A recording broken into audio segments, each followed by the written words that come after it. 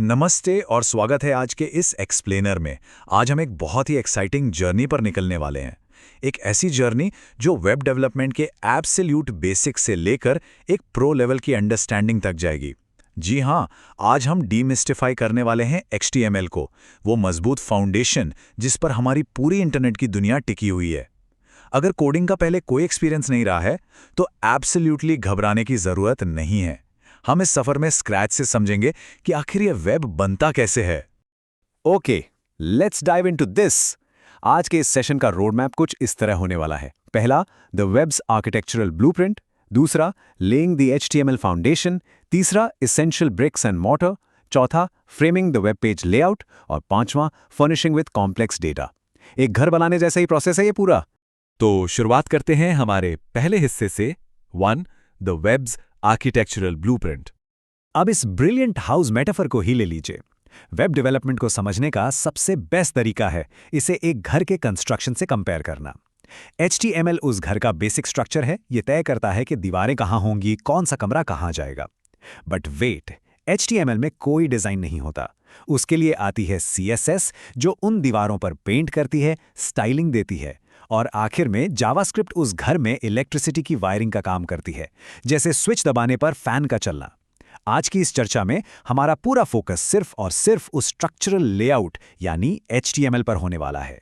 चलिए आगे बढ़ते हैं अपने दूसरे सेक्शन पर। 2. Laying the HTML foundation. किसी भी डेवलपर के लिए एक प्रॉपर कोड एडिटर उनकी स्पेशलाइज्ड नोटबुक जैसा होता है, और विजुअल स्टूडियो कोड यानी VS कोड इसमें सबसे पॉपुलर चॉइस है। इसे सेटअप करने के बाद सबसे पहला स्टेप होता है एक फाइल बनाना, index.html। इसे इंडेक्स इसलिए कहा जाता है क्योंकि वेब सर्वर्स बाय डिफॉल्ट इससे ही होम पेज मानते हैं।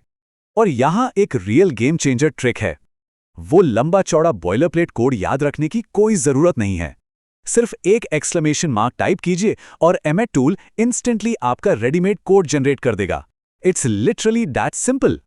So the crucial point is, आखिर इस वेब पेज के अंदर की चीजें बनती कैसे हैं? इसका जवाब है HTML टैग्स। एक टैग को एक स्ट्रक्चरल कंटेनर की तरह सोचा जा सकता है, बिल्कुल किचन के उन डब्बों की तरह जिनमें अलग अलग मसाले रखे जाते हैं। HTML टैग्स में भी अलग अलग वेब पेज एलिमेंट्स होल्ड किए जाते हैं। इसका सिंटैक्स बड़ा सिंपल है। एक ओपनिंग ब्रैकेट, बीच में आपका कंटेंट, और फिर एक क्लोजिंग ब्रैकेट जिसमें एक फॉरवर्ड स्लैश होता है।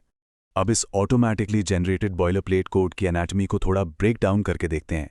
सबसे ऊपर का DOCT HTML ब्राउज़र को स्पेसिफिकली बताता है कि यहाँ HTML5 का यूज़ हो रहा है। फिर आता है HTML टैग, जो पूरे पेज का रूट एलिमेंट है, तो होल शबैंग। इसके अंदर दो मेन पार्ट्स होते हैं। पहला हेड, जिसमें बैकग्राउंड इन्फॉर्मेशन और मेटा डेटा होता है जो डायरेक्टली स्क्रीन पर नज़र नहीं आता। और दूसरा बॉडी टैग, और यही वो जगह है जहाँ वो सब कुछ लिखा जाता है जो एक्चुअल वेब पेज पर व्यूअर्स को दिखाई देता है। अब बढ़ते हैं तीसरे और बहुत ही इंपॉर्टेंट हिस्से पर। 3. Essential bricks and mortar. Web pages में हेडिंग देने के लिए HTML में H1 से लेकर H6 टैग्स होते हैं, पर यहाँ बिगनर्स अक्सर एक मिस्टेक करते हैं। वो हेडिंग्स का यूज़ सिर्फ टेक्स्ट का साइज बड़ा करने के लिए करने लगते हैं। Actually scratch that. हेडिंग्स का मेन मकसद टेक्स्ट को बड़ा करना नहीं, बल्कि सर्च इंजिन्स को कंटेंट की इंपॉर्टेंस समझाना होता है, जो कि SEO यानी सर्च इंजन ऑप्टिमाइजेशन के लिए एब्सोल्युटली क्रूशियल है। H1 सबसे ज़रूरी हेडिंग होती है। अगर सिर्फ विजुअल साइज बड़ा करना है तो वहाँ HTML हेडिंग्स नहीं, बल्कि CSS का काम आना चाहिए। पैराग्राफ लिखने के बाद टेक्स्ट को फॉर्मेट करना काफी आसान है। B टैग का यूज करके टेक्स्ट को बोल्ड किया जा सकता है, I से इटैलिक और U से अंडरलाइन। अगर केमिस्ट्री का कोई फॉर्मूला लिखना हो, जैसे H2O, तो वहां सब यानी सबस्क्रिप्ट टैग काम आता है, जो टेक्स्ट को थोड़ा नीचे शिफ्ट कर देता है। वहीं अगर मैथमेटिकल पावर्स दिखानी हो तो सप यानी सुपरस्क्रिप्ट टैग यूज होता है। और हां, अगर नई लाइन शुरू करनी हो तो बस एक BR टैग लगा दीजिए। ये एक एम्प्टी टैग है, जिसका मतलब है इसमें क्लोजिंग ब्रैकेट की जरूरत नहीं होती। अब आते हैं उस चीज पर जो पूरे इंटरनेट को एक साथ जोड़कर रखती है, लिंक्स। ये एंकर टैग यानी A टैग के जरिए बनते हैं। यहाँ दो टर्म्स को समझना बहुत जरूरी है। एब्सोल्यूट लिंक्स वो होते हैं जो हमें किसी दूसरी एक्सटर्नल वेबसाइट पर ले जाते हैं, जैसे कि google.com। दूसरी तरफ रिलेटिव लिंक्स हमें उसी सेम प्रोजेक्ट फोल्डर की किसी लोकल फाइल पर नेविगेट करने में हेल्प करते हैं।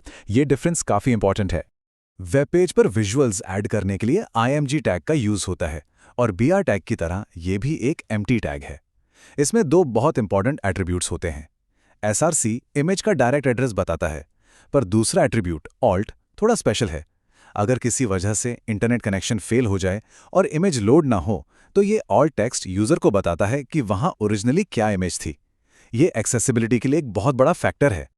आइए आगे बढ़ते हैं अपने चौथे सेक्शन की तरफ। 4. Framing the web page layout. अब वेब पेज को स्ट्रक्चर करते वक्त सब कुछ जेनेरिक कंटेनर्स में डालने के बजाय हम सिमेंटिक टैग्स का यूज करते हैं। जैसे ऊपर के मेन्यूज के लिए हेडर, मेन कंटेंट के लिए मेन, नीचे के इंफॉर्मेशन के लिए फुटर और साइड के एड्स वगैरह के लिए असाइड टैग। इसका फायदा क्या है? इन टैग्स का नाम पढ़ते ही इनका मकसद क्लियर हो जाता है। ये ना सिर्फ ह्यूमन डेवलपर्स के लिए कोड को इजीली रीडेबल बनाता है, बल्कि सर्च इंजन रैंकिंग्स को भी काफी बूस्ट करता है। एंड दिस ब्रिलियंटली इलस्ट्रेट्स एक बहुत ही core concept, block versus inline elements. इसको ऐसे समझिए, ब्लॉक एलिमेंट्स जैसे कि एक div टैग बड़े बॉसी होते हैं। ये फोर्सफुली स्क्रीन की पूरी हॉरिजॉन्टल विड्थ कवर कर लेते हैं, बिल्कुल बड़ी ईंटों की तरह। वहीं दूसरी तरफ इनलाइन एलिमेंट्स जैसे कि स्पैन टैग बहुत पोलाइट होते हैं। ये उतनी ही जगह घेरते हैं जितनी इनके कंटेंट को जरूरत होती है, जैसे एक सेंटेंस में लिखे गए वर्ड्स। और अब हम पहुंच गए हैं अपने पांचवें और आखिरी सेक्शन पर। 5. Furnishing with complex data. ये थोड़ा प्रो लेवल है। जब भी डेटा को क्लीनली प्रेजेंट करना हो, तो लिस्ट्स एक आसान और इफेक्टिवली विजुअल तरीका है। HTML हमें दो मेन ऑप्शंस देता है। ऑर्डर्ड लिस्ट्स जो OL टैग से बनती हैं, इनमें नंबर्स या लेटर्स का एक सीक्वेंस होता है, जैसे 1 2 3। दूसरा है अनऑर्डर्ड लिस्ट, जिसमें UL टैग का यूज होता है और इसमें सिंपल बुलेट पॉइंट्स आते हैं। इन दोनों कंटेनर्स के अंदर डेटा ऐड करने के लिए हम LI यानी लिस्ट आइटम टैग का यूज करते हैं। यह बिल्कुल एक रेसिपी या रिज्यूम फॉर्मेट करने जैसा फील होता है। Now what's really interesting about this concept is कैसे सिर्फ 3 बेसिक टैग्स मिलकर पूरी की पूरी एक कॉम्प्लेक्स स्प्रेडशीट जैसी ग्रिड बना सकते हैं। टेबल बनाने के लिए TR टैग एक हॉरिजॉन्टल रो क्रिएट करता है। उसके अंदर TH टैग एक बोल्ड टेबल हेडर बनाता है और TD टैग वहां स्टैंडर्ड टेबल डेटा ऐड करता है। ये रोज और कॉलम्स का कॉम्बिनेशन कॉम्प्लेक्स डेटा को ऑर्गेनाइज करने का सबसे सॉलिड तरीका है। आखिर में बात करते हैं फॉर्म्स की। HTML फॉर्म्स बेसिकली एक ब्रिज का काम करते हैं, एक स्टैटिक वेब पेज और एक डायनामिक सर्वर के बीच। जब भी इंटरनेट पर लॉगिन, साइन अप या कोई फॉर्म सबमिट किया जाता है, तो वो इसी फॉर्म टैग के थ्रू यूजर इनपुट कलेक्ट कर रहा होता है। इस टैग में एक एक्शन एट्रीब्यूट भी होता है जो इस बात को इंश्योर करता है कि एंटर किया गया डेटा सिक्योरली सही बैकएंड सर्वर तक पहुंचे और प्रोसेस हो। तो देखा हमने कैसे एक स्ट्रॉन्ग फाउंडेशन बन चुकी है, दीवारें फ्रेम हो चुकी हैं और कॉम्प्लेक्स डेटा का फर्नीचर भी सेट हो गया है। HTML ने अपना काम बखूबी कर दिया है। So what does this all mean for the future? आगे क्या कंस्ट्रक्ट होगा? इन HTML एलिमेंट्स में रंग, स्टाइल और लाइफ कौन भरेगा? उन बटन्स में फंक्शनैलिटी कैसे आएगी?